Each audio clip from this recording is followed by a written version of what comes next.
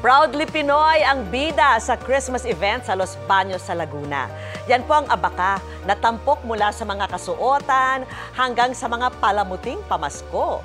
Tinutukan niya ni Von Aquino.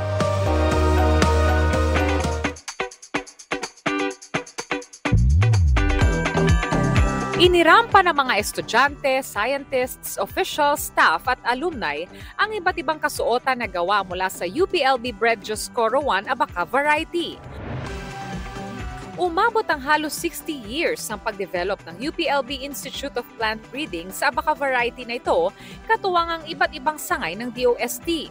Pagmamalaki ni UPLB Chancellor Jose Camacho Jr., ang Dioscoro 1 Abaka variety ay resilient o matibay na sumasalamin nila sa mga Pilipino.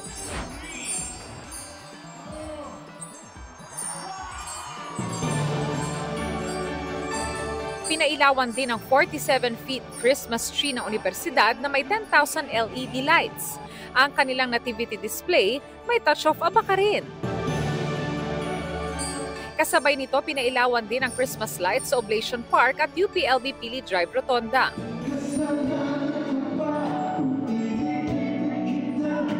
Sinundan ito ng musical concert, tampok ang UPLB talents at special performance ng sikat na OPM band na Neo Colors.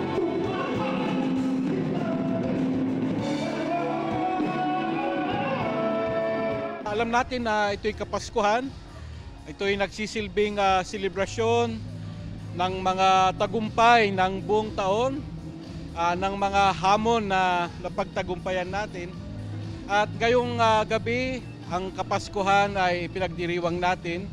Ngayong gabi ay isang tagumpay ng industriyang Pilipino, ang abaka industry. At kailangan natin pong mag-celebrate. Para sa GMA Integrated News, Von Aquino, nakatutok 24 oras.